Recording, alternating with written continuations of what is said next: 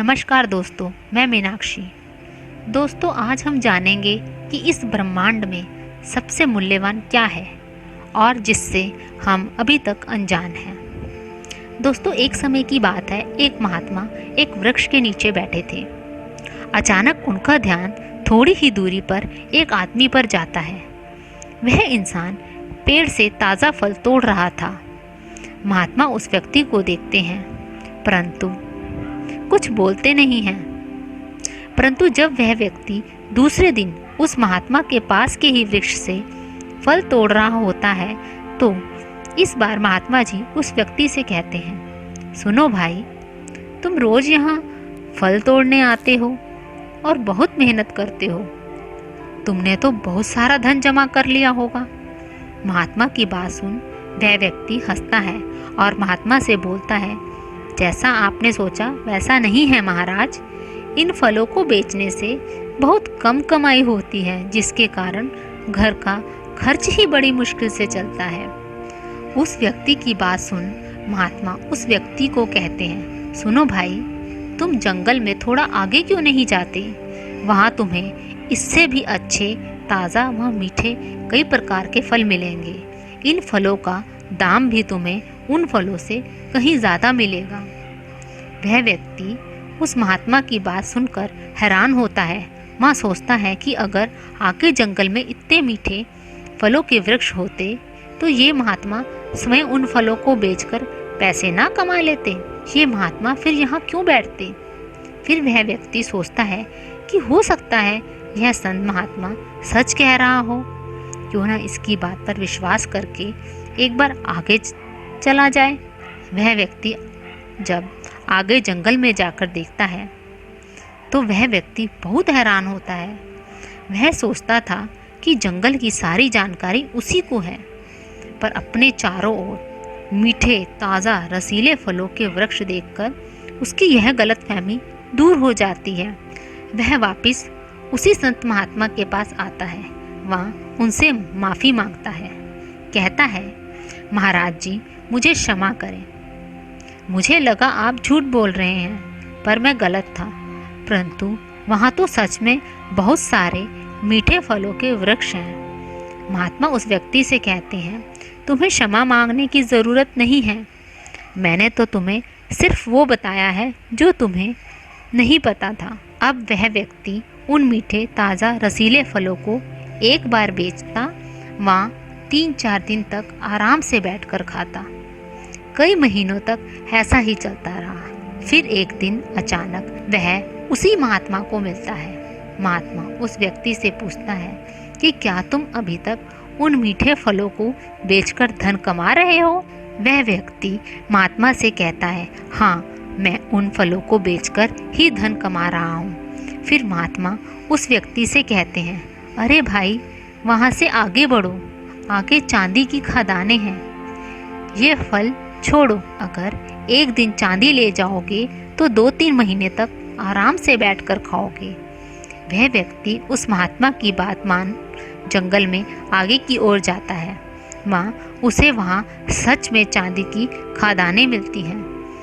वह खूब सारी चांदी लेकर घर चला जाता है। वह 5-6 महीने तक जंगल की तरफ वापस नहीं आता। अब उसे महात्मा जी पर पूरा विश्वास हो गया था। वह एक बार आता, वहाँ खूब सारी चांदी भर के ले जाता, फिर 4-5 महीने तक आराम से बैठकर खाता।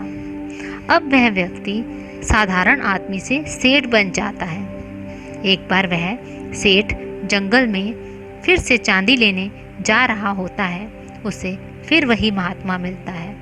वह महात्मा उस व्यक्ति अर्थात सेठ से पूछता है, अरे भाई, तुम अभी तक चांदी ही ले जा रहे हो?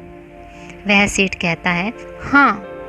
महात्मा कहते हैं, अरे भाई, उससे आगे बढ़ो, आगे आगे सोने की खदान है। वह व्यक्ति अर्थात सेठ महात्मा जी की बात मानकर आगे जाता है। वह देखता है वहाँ तो सोना ही सोना है। वह एक बार सोना ले जाता और कई वर्षों तक बैठकर खाता। एक बार फिर कई वर्षों के बाद उस व्यक्ति को वही महात्मा मिलते हैं। वह महात्मा फिर उस व्यक्ति से पूछते हैं कि तुम अभी तक सोने की खादान तक पहुँचे हो? क्या तुम्हारे मन में कभी नहीं आया कि इससे आगे भी देखूं? वह व्यक्ति सोचता है कि ये बात तो मेरे मन में आई ही नहीं कि आगे भी देख लूं। महात्मा उस व्यक्ति से कहते हैं, आगे बढ़ो, आगे हीरे की खादान है। वह व्यक्ति आगे जाता है, देखता है चारों ओर हीरे ही हीरे हैं। अब वह व्यक्ति सेठ से राजा बन जाता है। वह महल में रहने लगता है। उसके पास सारे सुख होते हैं। अब उसकी उम्र बहुत हो जाती है, वह बूढ़ा हो जाता है। अब जब वह आखिरी बार फिर से उस संत महात्मा से मिलता है तो हाथ जोड़कर उन महात्मा को धन्यवाद बोलता है। तब महात्मा उसको बोलते हैं कि अरे भाई, अब तुम फिर हीरो पर ही रुक गए, वहाँ से आगे बढ़ो। वह व्यक्ति महात्मा की बात सुनकर कहता है, अब छोड़ो यह सब, भला हीरो के आगे भी कुछ होता है। वह महात्मा उस धनी सेठ से कहते हैं कि उन हीरो से आगे मैं हूँ। क्या तुम्हें कभी यह ख्याल नहीं आया कि यह महात्मा यहाँ पेड़ के नीचे जंगल में बैठा है और इस महात्मा को हीरे की खादान का पता है? वह हीरे नहीं भर रहा, इसे कुछ और मिल गया होगा, हीरो से भी आगे इसके पास कुछ तो होगा, तभी यह निश्चिंत वृक्ष के नीचे बैठे हैं। वह व्यक्ति कहता है कि महात्मा जी, मुझे कभी यह ख्याल ही नहीं आया कि जिसने सोना, हीरे, जवाहरात छोड़ दिए उसके पास जरूर कुछ इससे भी बड़ा होगा। कृपया मुझे बताइए महात्मा जी कि आपके पास ऐसा कौन सा धन है जिसके आगे सोना, चांदी, हीरे कुछ भी नहीं है, सब व्यर्थ का है। तभी महात्मा जी उस व्यक्ति को बताते हैं कि वह धन है ध्यान। ध्यान एक ऐसा धन है जिसके आगे दुनिया के सभी सुख छोटे हैं। जिस व्यक्ति ने एक बार ध्यान के सुख को महसूस कर लिया, फिर दुनिया की सारी दौलत का उसके आगे कोई मूल्य नहीं। धन दौलत के लालच में व्यक्ति अंधा हो जाता है और ध्यान जैसी दौलत को अनदेखा कर देता है। यह बात सुन धनी व्यक्ति महात्मा जी के चरणों में गिर पड़ता है तथा उसे यह एहसास होता है कि उसने जीवन में क्या खोया।